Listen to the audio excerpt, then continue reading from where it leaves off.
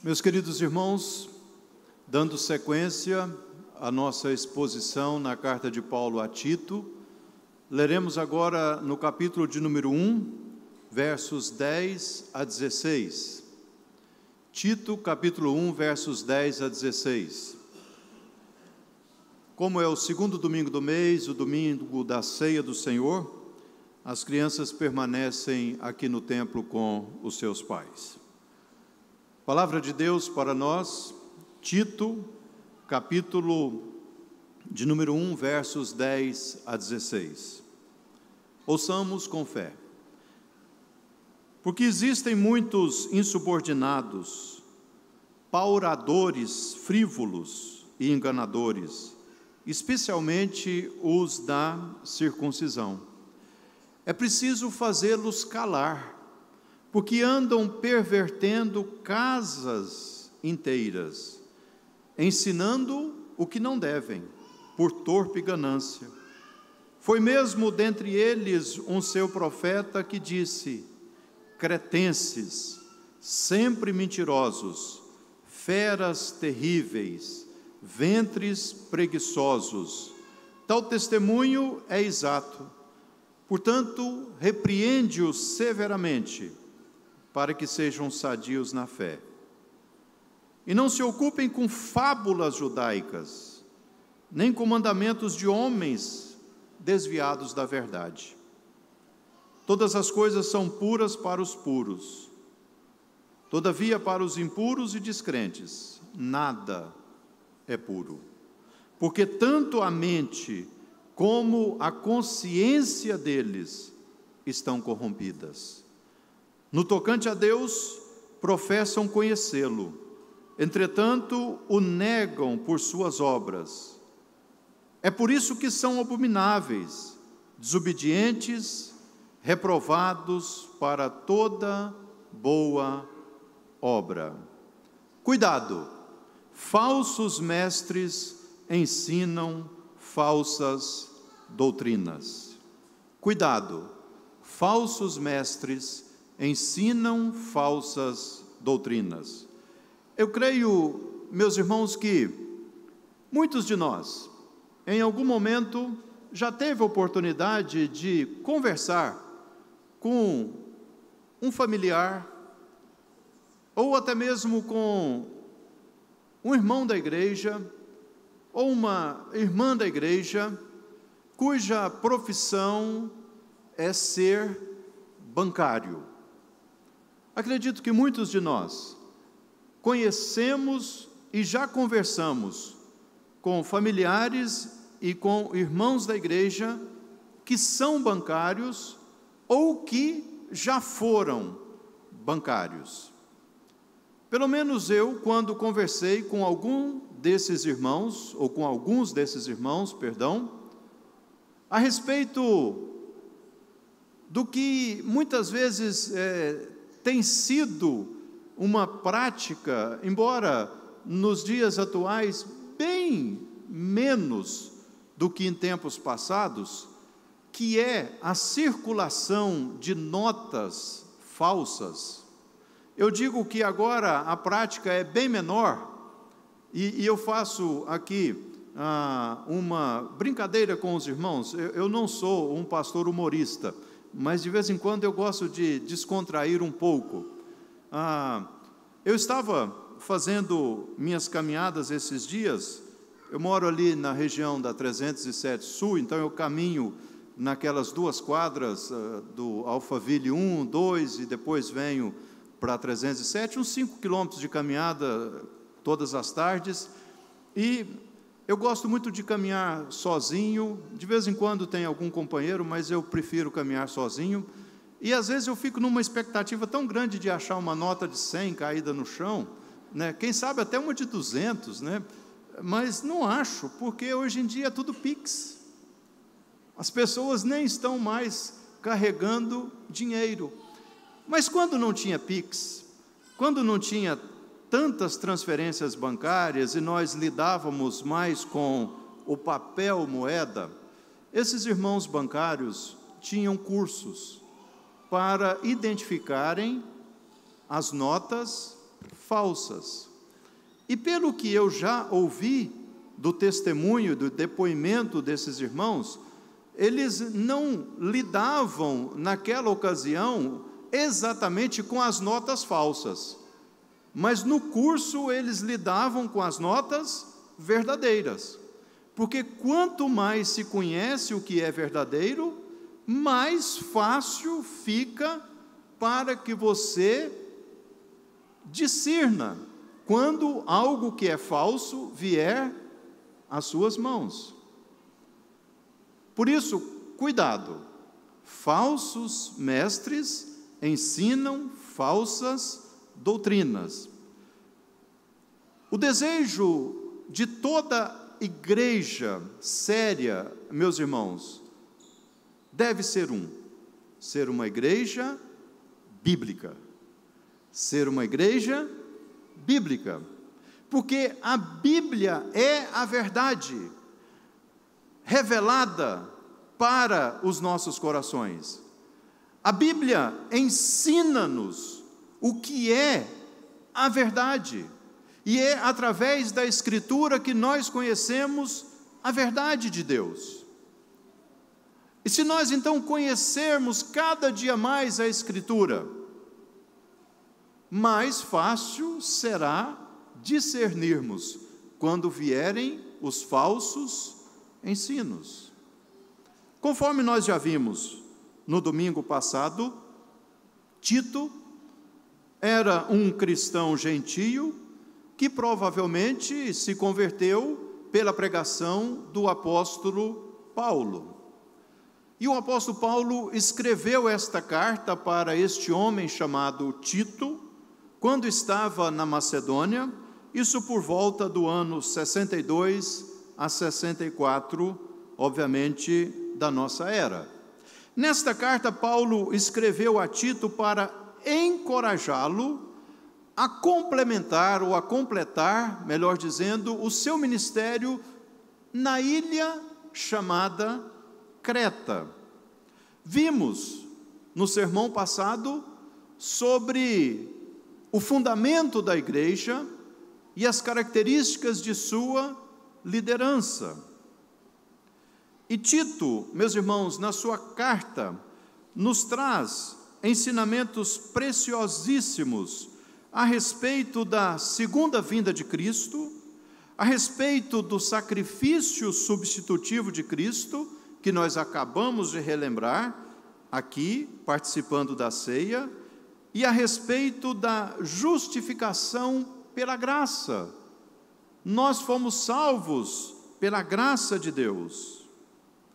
E nesta carta, meus irmãos, o apóstolo Paulo adverte a este pastor chamado Tito a respeito dos falsos mestres que causavam divisões na igreja, falsos mestres que ensinavam falsos ensinos ou falsas doutrinas. Portanto, nessa noite, olhando para estes versículos que nós acabamos de ler, e tendo a perspectiva de que a palavra de Deus é a verdade, tendo a convicção de que conhecendo a verdade fica mais fácil de discernirmos aquilo que é mentira, aquilo que é falso, então nós vamos pensar sobre este assunto. Cuidado, falsos mestres ensinam falsas doutrinas. Vejamos o que a Escritura tem a nos ensinar. Verso de número 10. Porque existem muitos insubordinados. Por que o apóstolo Paulo está falando para Tito desta maneira? O verso anterior nos orienta que o presbítero da igreja precisa ser apegado à palavra fiel, que é segundo a doutrina, e esse presbítero precisa ter poder para exortar pelo reto ensino, mas também para convencer aqueles que o contradizem. O presbítero precisa ser apto para ensinar. E por isso então o apóstolo Paulo está dizendo: olha, existem muitos insubordinados. A liderança da igreja precisa estar atenta a este fato. Existem muitos insubordinados. E agora ele usa aqui uma palavra que não é comum: pauradores. O que significa isso, meus irmãos? Pauradores. O paurador, meus irmãos, é o falador, é o tagarela. Literalmente, é isso que o apóstolo Paulo está dizendo. E esse tagarela, o conteúdo da sua tagarelice são palavras frívolas. E o que é uma palavra frívola? É uma palavra vazia, de sentido, de significado. Então ele está dizendo: tomem cuidado, porque existem aqueles que são insubordinados, e como insubordinados eles são tagarelas, e na sua tagarelice eles falam coisas que não têm o menor sentido. De vez em quando nós, quem sabe, ouvimos alguma mensagem pelas mídias sociais de pessoas que são até bastante cativantes na sua maneira de fazer a comunicação, são bons como comunicadores, aliás, alguns são excelentes comunicadores, mas são apenas tagarelas, e falam apenas frivolidades. Dizem que estão a serviço do reino de Deus, mas na hora que a gente tenta buscar absorver algum ensino, a gente não consegue, porque aquilo que se fala não tem valor, aquilo que se fala é vazio, aquilo que se fala é só para agradar o auditório, aquilo que se fala é só para prender a atenção dos ouvintes, porque são enganadores, estão mercadejando a palavra de Deus, estão enganando aqueles que, de boa fé, muitas vezes estão ali, atentos, assistindo, pensando que de alguma forma vão receber algum tipo de edificação para a sua vida. Mas Paulo classifica estes pauradores frívolos e enganadores como sendo os da circuncisão. Quem eram os da circuncisão, meus irmãos? Quem eram estes falsos mestres? Aqui nós precisamos voltar um pouco a nossa mente para os ensinos que recebemos meses atrás, quando ouvimos as exposições na carta que Paulo escreveu para os Gálatas, porque esses da circuncisão, meus irmãos, eles são exatamente aqueles judaizantes, aqueles que passavam por onde Paulo havia passado, ensinando o verdadeiro evangelho. Eles passavam agora desconstruindo o que Paulo havia ensinado. Desconstruindo, porque eles estavam ensinando doutrinas de homens, e não a doutrina da palavra de Deus. Eles estavam ensinando preceitos da lei, eles estavam ensinando aquilo que fez sentido até a vinda do Filho de Deus, fez sentido até a encarnação do Filho de Deus, mas que após o cumprimento da obra de Cristo, tudo aquilo que era sombra deixou de existir, simplesmente passou a não mais fazer sentido. E Paulo continua dizendo e ensinando: meus irmãos, cuidado, falsos mestres vão produzir falsos ensinos. O que fazer então? É preciso fazê-los calar. E aqui esta é uma expressão muito forte.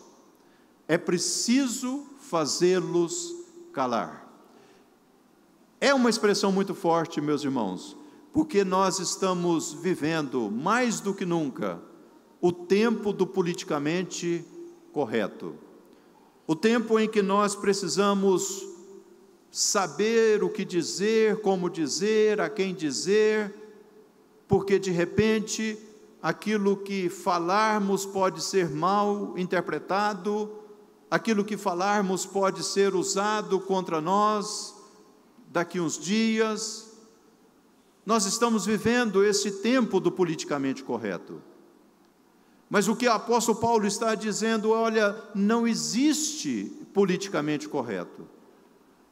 Se está ensinando aquilo que vai contra a Escritura Sagrada, é preciso fazê-los calar.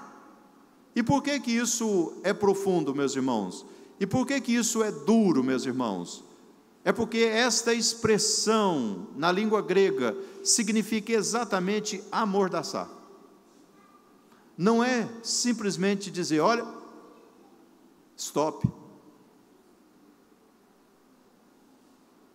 Não fale mais, porque você está ensinando algo que é contrário à Escritura Sagrada. Não é só isso. É fechar a boca literalmente. É amordaçar literalmente. É isso que o apóstolo Paulo está dizendo.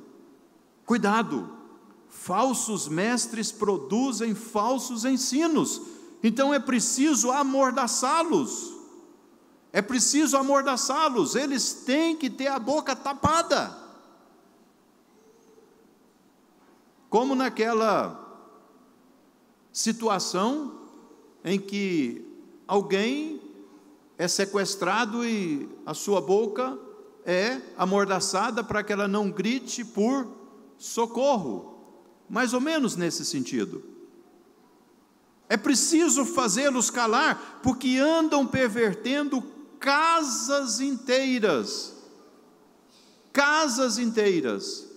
Paulo está aqui dizendo para Tito, com conhecimento de causa, porque Tito foi colocado na ilha de Creta com o objetivo de organizar a igreja, de estabelecer a liderança da igreja, e essa expressão casa aqui significa igreja. Eles estão pervertendo as igrejas, porque as igrejas se reuniam nas casas.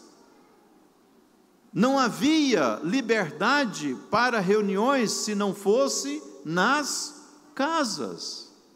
Então eles iam nas casas, nos cultos que eram realizados para perverterem, diz o texto, pervertendo casas inteiras, ensinando que não devem, por torpe ganância. Este era o objetivo daqueles que eram da circuncisão. Eles se davam ao trabalho de participar das reuniões domésticas da igreja, dos cultos domésticos da igreja, das oportunidades que os irmãos tinham de ler o Velho Testamento, de ler as profecias, de ler e cantar os salmos, e de compartilhar aquilo que eles acabavam de presenciar, que era o ministério de Jesus e o início da igreja cristã primitiva. Irmãos que estavam ali adorando a Deus, preocupados em anunciar o verdadeiro evangelho, Mas esses falsos mestres se introduziam nas casas, nos cultos, nesses momentos, para este objetivo: ensinarem o que não devem, por torpe ganância, para auferir lucros financeiros. Era exatamente assim que a igreja de Creta estava vivendo, meus irmãos. Cuidado, falsos mestres produzem falsos ensinos. Paulo agora vai apelar para o conhecimento da filosofia grega, ele vai apelar agora para o conhecimento histórico que Tito tinha e que aqueles irmãos também tinham, quando ele diz no verso de número 12: foi mesmo dentre eles um seu profeta que disse: cretenses, sempre mentirosos, feras terríveis, ventres preguiçosos. Um deles falou a respeito disso. Quem foi este um deles? A história nos dá conta que foi Epimênides. Esse era o filósofo, esse era o escritor, esse era o místico, que viveu mais ou menos no século VI antes de Cristo. Creta é uma ilha que fica no mar Egeu, é o mundo antigo. E mais do que isso, meus irmãos, estes cretenses, estes judaizantes que viviam ali naquela ilha e que participavam daquela igreja, eles estavam sendo agora comparados àqueles que eram os nativos, aqueles que eram os gregos, que viviam naquela cidade. Cretenses, sempre mentirosos. Por que sempre mentirosos? Porque os ensinos eram mentirosos. Não eram ensinos verdadeiros. Eram ensinos falsos, meus irmãos. Eram ensinos que nada tinham a ver com a Escritura, com os oráculos de Deus. Sempre mentirosos. E esta expressão usada aqui, feras terríveis, por que Paulo usa essa expressão, meus irmãos? Todos nós estudamos um pouquinho de história geral, ou no ensino médio, ou depois na faculdade. Todos nós estudamos um pouquinho de história geral. Essa expressão, feras terríveis, remonta ao personagem mitológico grego chamado Minotauro. O que era o Minotauro? O Minotauro era um personagem da mitologia grega que era uma mistura de homem e touro. Ele tinha o corpo ou parte do corpo de homem humano, a cabeça e a cauda de touro. Então, quando Paulo está dizendo que os cretenses, eles são sempre mentirosos e eles são como feras terríveis, é exatamente nesse sentido. Eles são parte daqueles que querem assombrar as pessoas, daqueles que querem fazer medo nas pessoas, porque o Minotauro, ele assombrava as pessoas, e ele, segundo a mitologia, obviamente, que tudo isso é mitológico, não é nada verdadeiro, ele se alimentava das pessoas humanas, e vem toda aquela confusão lá com Zeus, e os irmãos conhecem disso na história geral.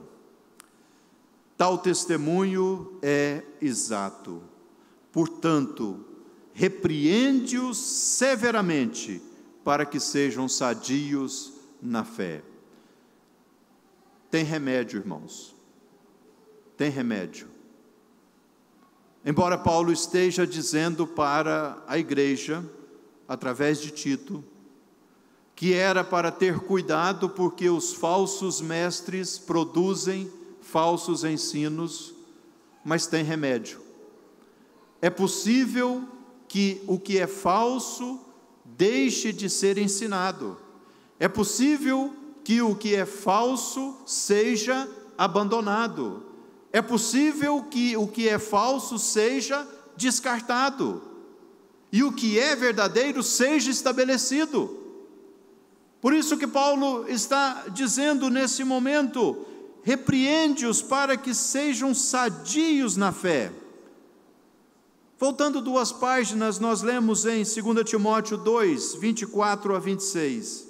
Ora, é necessário que o servo do Senhor não viva a contender, e sim deve ser brando para com todos, apto para instruir, paciente, disciplinando com mansidão os que se opõem, na expectativa de que Deus lhes conceda não só o arrependimento, para conhecerem plenamente a verdade, mas também o retorno à sensatez, livrando-se eles dos laços do diabo, tendo sido feitos cativos por ele, para cumprirem a sua vontade. Há esperança.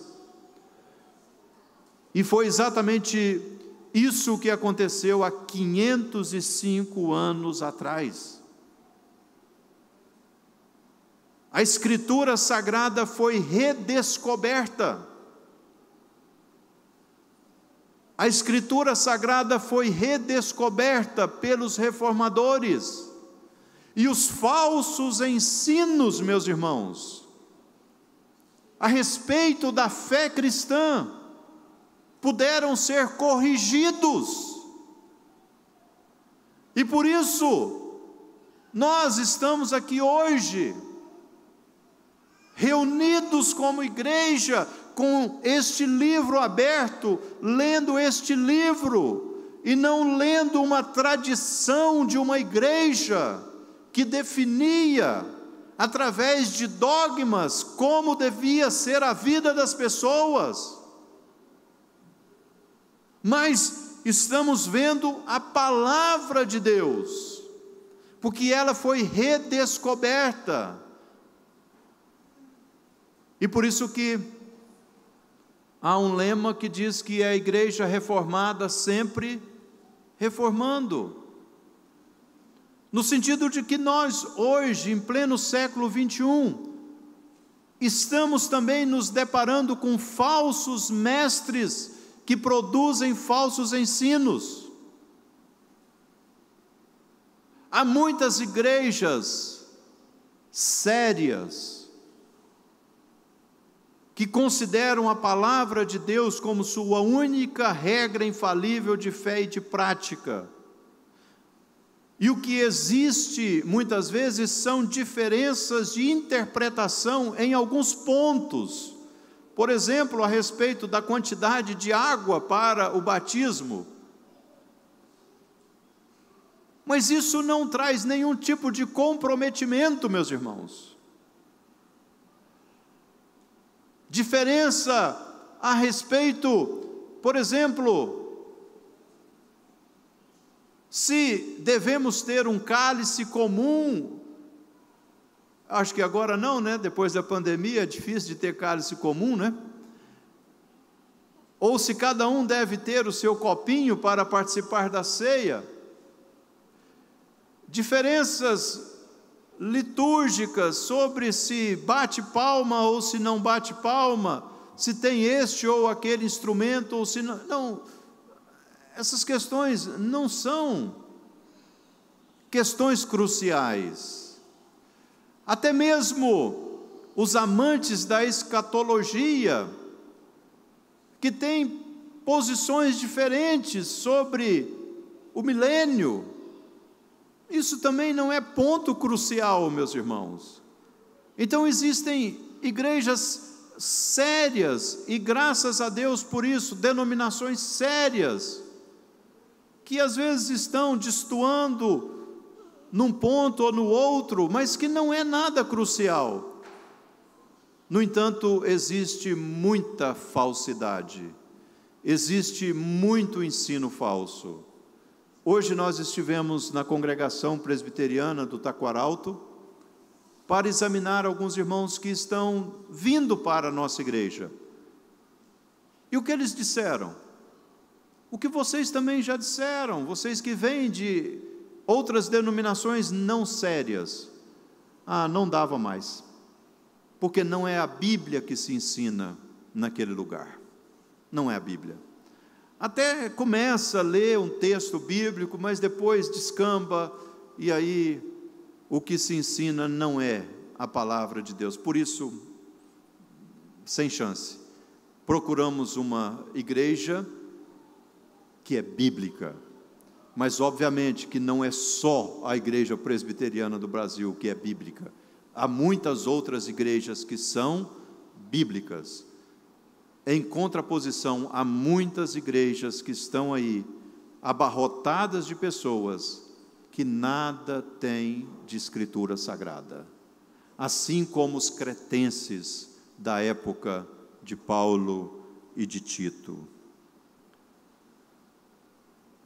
Então, continuamos, verso de número 14. É preciso repreender para que voltem à sensatez e sejam sadios na fé, para que não se ocupem com fábulas judaicas, nem com mandamentos de homens desviados da verdade. Os amantes da literatura sabem muito bem que a fábula é um estilo literário, e normalmente as fábulas estão relacionadas a animais. Por exemplo, aqui na nossa região norte, uma fábula que era muito contada para nós, quando éramos crianças, nós que somos mais velhos um pouco, era a fábula que Monteiro Lobato escreveu na sua obra O Sítio do Pica-Pau Amarelo, a fábula sobre o Saci Pererê. Isso é uma fábula, isso faz parte do ludismo, isso faz parte do desenvolvimento intelectual, da mente, da pessoa humana, mas isso não tem nada de verdade. E os judeus eram também amantes das fábulas, amantes das genealogias, inventavam, e o que Paulo está ensinando agora para Tito, foi exatamente o que ele ensinou também para Timóteo, voltando na primeira carta, quando nós lemos 1 Timóteo, capítulo 1, verso de número 4, nem se ocupem com fábulas e genealogias sem fim, que antes promovem discussões do que o serviço de Deus na fé. Esqueçam as fábulas, esqueçam os contos, quando se trata de vida espiritual, quando se trata de vida cristã, quando se trata de crescimento no conhecimento da palavra de Deus. Sabe por quê? Porque estas fábulas, elas diziam exatamente aquilo que também dizia os gregos a respeito da pessoa humana e da composição da pessoa humana, que a matéria é má, mas o espírito é bom. Era um tipo de estoicismo, um tipo de ensino muito presente naquele tempo. E por isso então Paulo diz, todas as coisas são puras para os puros. E mais relacionado aos alimentos. Todavia para os impuros e descrentes nada é puro, porque tanto a mente como a consciência deles estão corrompidas. O verso 15 está mais relacionado à dieta judaica, que nós vimos largamente no estudo aos Gálatas, porque nesta maneira de ensinar falsamente, eles estavam presos ao Velho Testamento, no sentido de que aquilo que Deus havia purificado, eles não consideravam. Quando Pedro viu aquele lençol, viu aqueles alimentos, e não quis comer, e o Senhor Deus disse: não considere impuro aquilo que eu purifiquei. Estes aqui continuavam lá naquela vibe, e por isso então Paulo está dizendo: olha, todo alimento é puro, e ele vai dizer isso também aos Tessalonicenses. Os irmãos sabem disso, que tudo recebido com ações de graças é purificado. Havia esse tipo de preocupação, mas por quê? A consciência e a mente estavam corrompidas. A mente tem a ver com aquilo que é a nossa vida espiritual, e a consciência tem a ver com aquilo que é a nossa vida moral. Mas o pior de tudo isso, meus irmãos, partindo para a nossa conclusão, é que estes cretenses, tanto os nativos como os judaizantes que ali viviam, e obviamente parte da membresia da igreja, eles eram incoerentes na sua vida, porque no tocante a Deus, professam conhecê-lo. Não, nós servimos a Deus, nós cremos em Deus, nós cremos que o Velho Testamento é a palavra de Deus, nós cremos no Messias, nós cremos, no tocante a Deus, professam conhecê-lo. Entretanto, o negam por suas obras. Incoerência. Dizem que conhecem, mas vivem como aqueles que não conhecem. E é por isso que são abomináveis, desobedientes, reprovados para toda boa obra. Meus irmãos, quais são algumas aplicações que nós podemos trazer para as nossas vidas à luz desse texto e à luz desta temática? Cuidado, falsos mestres produzem falsos ensinos.